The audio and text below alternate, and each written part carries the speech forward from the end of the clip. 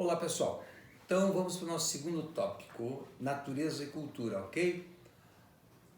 Nesse tópico eu sugeri como referência bibliográfica o capítulo 1 da obra As Estruturas Elementares do Parentesco.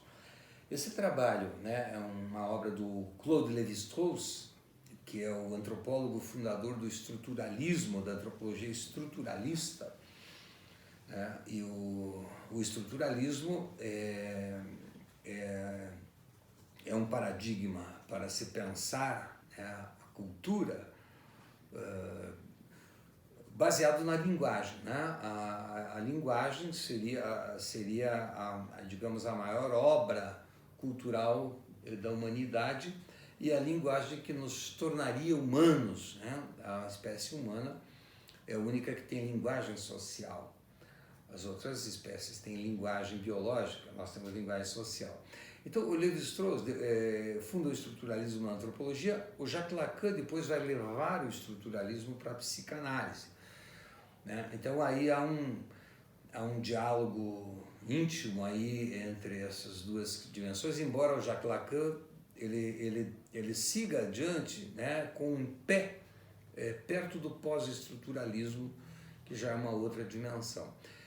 Mas voltando aqui para o Lévi-Strauss, essa é uma obra clássica do Lévi-Strauss, que fala das estruturas de parentesco.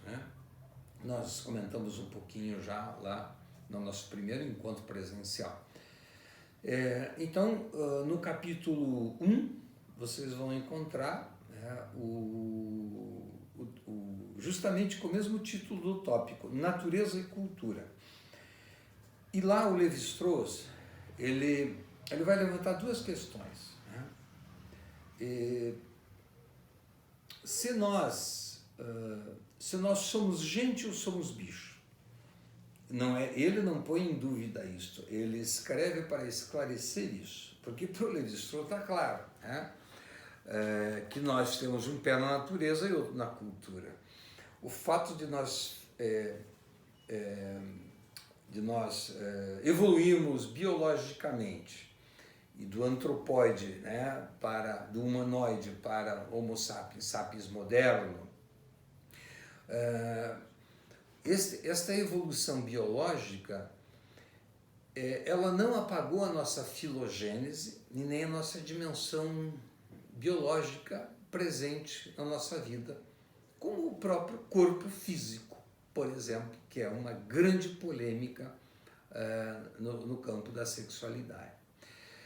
Mas então as duas perguntas que o Lévi-Strauss faz, trazendo até nós, nós deixamos de ser, o fato de sermos gente nos autoriza a dizer que nós não temos mais nada da nossa animalidade, seja ela pelo ponto de vista da pulsão, como diz o Freud, ou do ponto de vista dos instintos. É óbvio que nós temos. No entanto, a discussão é essa velha polarização. Se você polariza e coloca em pontos distintos e distantes natureza e cultura, dificilmente vamos chegar a um entendimento. Como a nossa posição em sala de aula e aqui, virtualmente, ela é multidisciplinar, a condução que tento fazer disso, como fez Lévi-Strauss, é aproximar isso, dizendo que há uma natureza humana, sim, dentro de nós. A segunda pergunta que o Lévi-Strauss nos traz, que é bastante polêmica, é assim: se nós fôssemos deixados num ambiente natural, e dependêssemos da nossa sobrevivência, nós voltaríamos a agir como bichos, nós mataríamos os nossos rivais humanos, nos alimentaríamos da sua carne, matando esses indivíduos para a nossa sobrevivência. Até um certo grau isso é possível acontecer, mas não voltaríamos como bichos.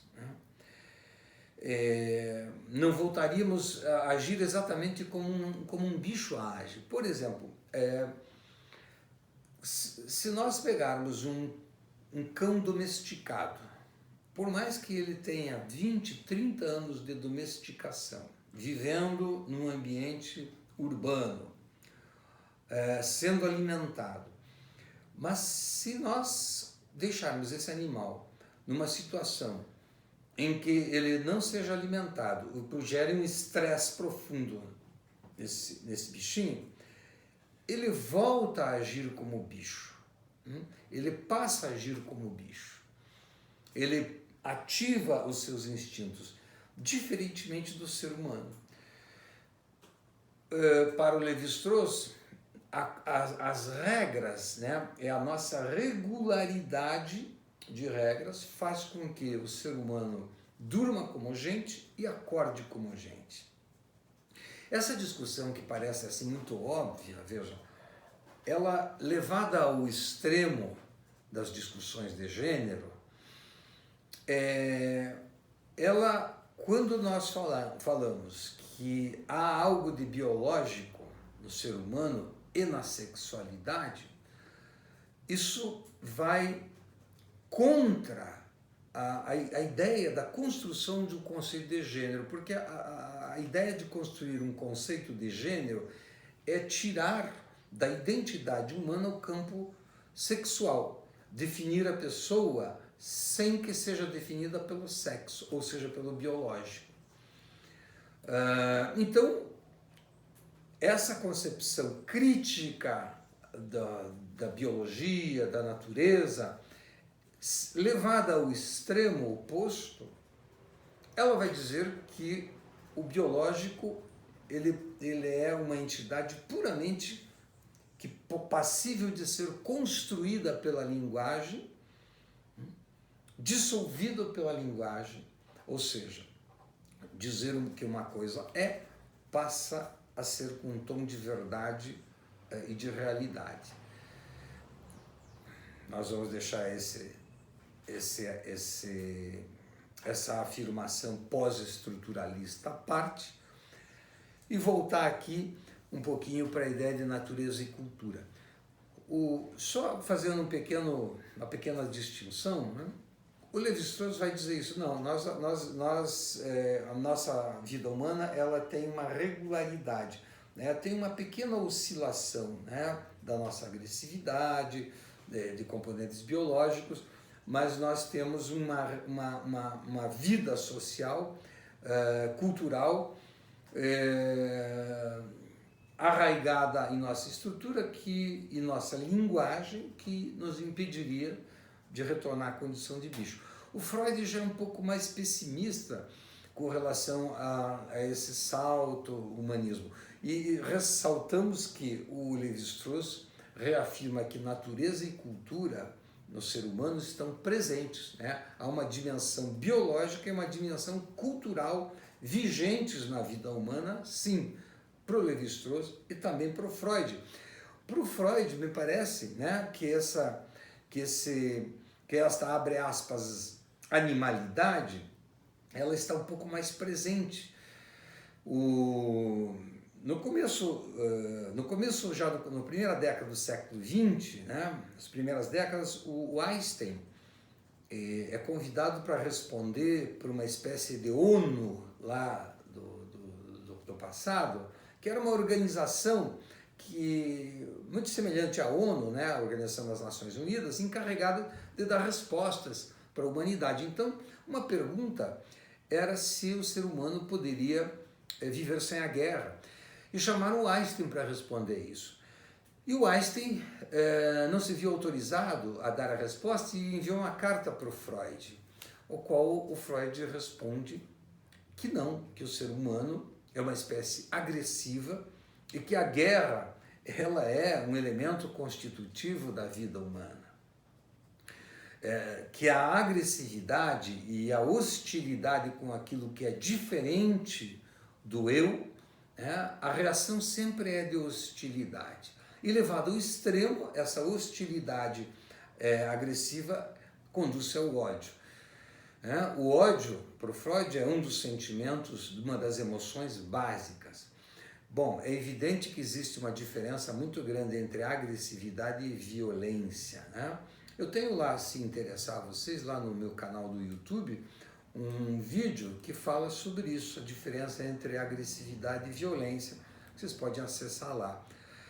Mas a agressividade, ela é humana, né? Uma criança precisa da agressividade se for tomada, por exemplo, dela um objeto seu. Se ela não tiver a agressividade de puxar ou de morder, lá pelos 2 anos, quando ela tem os dentes, ela morde para se defender, ela se tornará uma entidade vulnerável demais. Daí para a violência, que é um tema que nós trataremos lá na frente nos outros tópicos, é uma outra discussão. Mas o Freud então respondeu por que a guerra, essa é a pergunta, né? O Freud diz, olha, o ser humano é uma espécie que também, como outras espécies, contém uma filogênese aí. Bem, então, assim, em cada atitude biológica nossa, existe uma correlação simbólica, né? Ou seja, em cada atitude da natureza biológica, existe uma correlação cultural simbólica. Eu dei lá em sala de aula o exemplo do anel, né? Um dedo, que é um penduricalho biológico apenas, quando ele recebe um anel, se inscreve no biológico o elemento cultural. Nós temos, um outro exemplo é assim, nós temos fome. A fome é um instinto.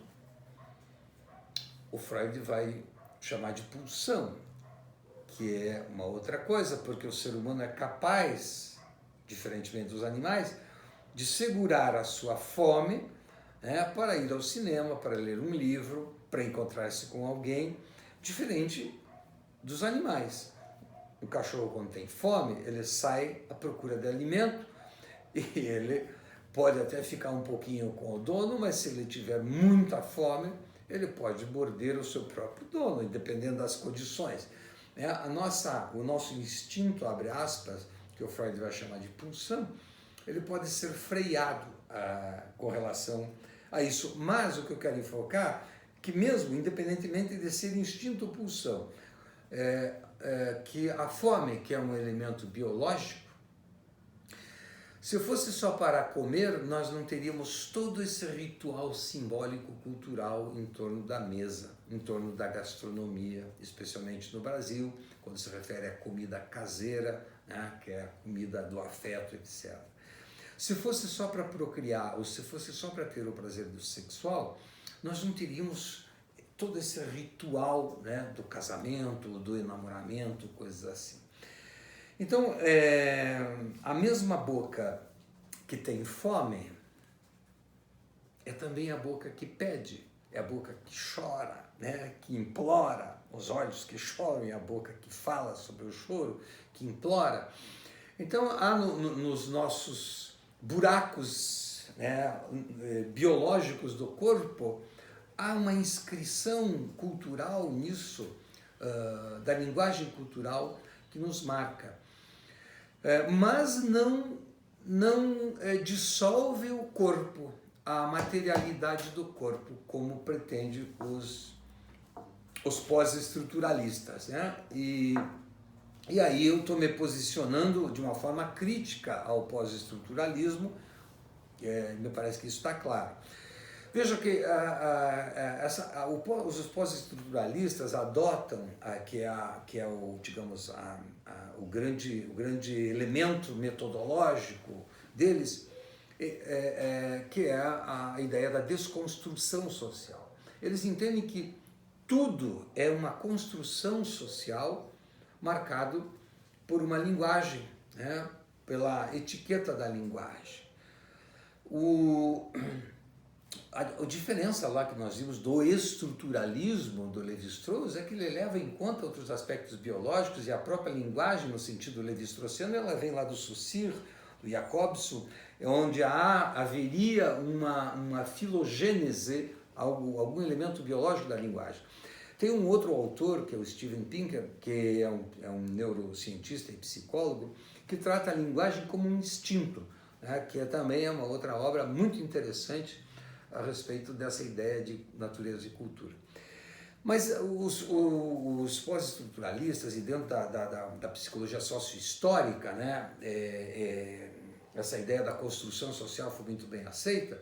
Então, só para finalizar aqui um exemplo, como isso é polêmico, alguns psicólogos brasileiros aqui que adotam a abordagem da psicologia socio-histórica, como foi o caso da Anna Bock, né, numa das suas obras, em conjunto com outros psicólogos, é discutido se o seio, né, se os seios, ou aquilo que se chamava lá no Renascimento de tetas, que estavam no Código da Medicina como tetas, essas, abre aspas, glândulas mamárias, são só glândulas mamárias ou são atrativos sexuais? Para a ideia do construcionismo social, né, os seios são uma construção, né, de valoração de uma sociedade hipersexualizada que marcou o corpo com uma linguagem erótica, mas que na sua origem biológica ele não teria nada de atrativo sexual. Fica aí a discussão para que a gente possa levar adiante depois isso. Né? Levado ao extremo, só para encerrar, eu já comentei rapidamente em sala de aula, uma dos grandes encabeçadores da ideia do pós-estruturalismo é a Judith Butler, da desconstrução social, com a sua teoria queer, né? Que ela diz que não existe nem o corpo, né? Quer dizer, ele existe, mas ele não é determinístico. Eu posso fazer dele o que eu quiser, ou seja, eu posso desempenhar uma performance erótica nele como um drag queen. Eu posso me vestir de homem, me vestir de mulher, eu posso agir como homem, agir como mulher, e que isso nada teria a ver com o campo do determinismo biológico ou de um pendor biológico, porque tudo estaria no campo do fluxo da linguagem.